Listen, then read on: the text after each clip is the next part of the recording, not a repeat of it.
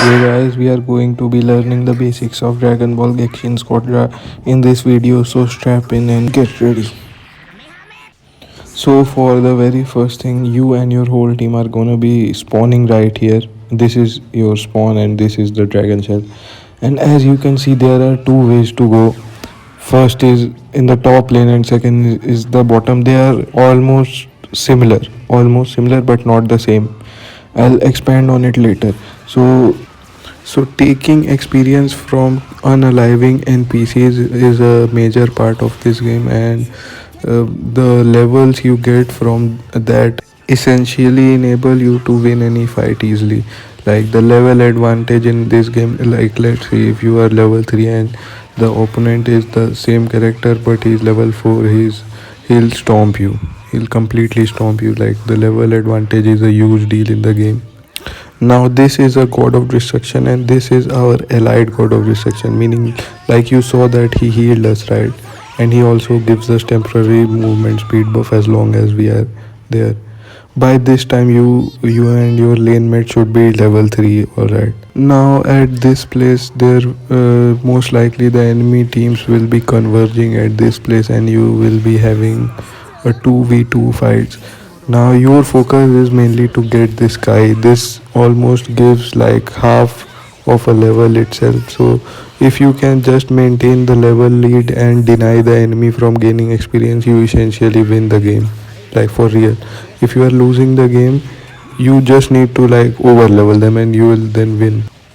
Now you see the graphics for Android 16 are appearing and there is a timer on the mini map. So that is the area where Android 16 will be appearing, and in total like 4 bosses in total appear, right? Android 16 has appeared, alright. So you see that notification symbol. Yeah, here is Android 16. Now killing him will give your team and you movement speed buffs and slight damage buff.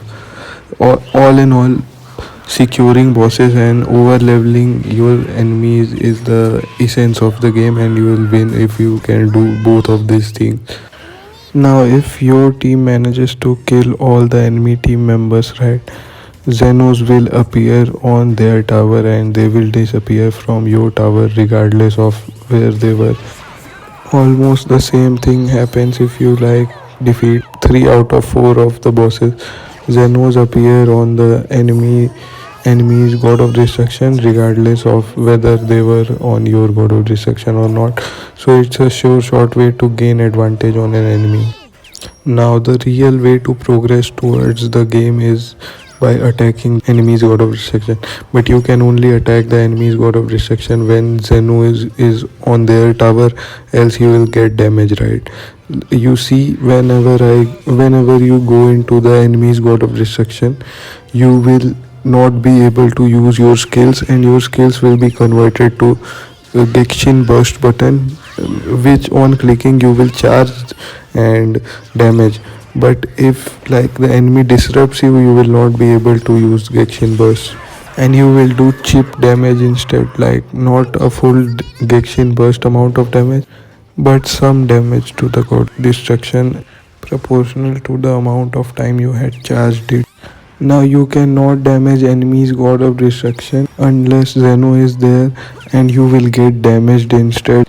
Now depending upon the device which on you play the game, there must be a recall button which lets you like return to your spawn immediately. Like it requires some time, but if like enemies attack you or NPCs attack you during recall will be cancelled. So it's not get out of jail free card, use it wisely. Now using your ultimate while inside enemy's god of destruction charges a max gekishin burst which deals a lot of damage to the enemy's god of destruction and also gains you and your team a whole lot extra health. But keep this in mind, max gekishin bursts when disrupted do not deal any chip damage to the enemy's god. Now you can see like you cannot proceed further into the enemy's lane until you have cleared this god of destruction. One point to note is that you can still use rush attacks in enemy's god of destruction. Now, if your team and you manage to break all four of the enemies god of destruction, you get access to damage their dragon shell basically. So now you can damage the dragon shell, and that red curved bar is the dragon shell's life. Now, in order for you to win the game, you need to pick this dragon ball.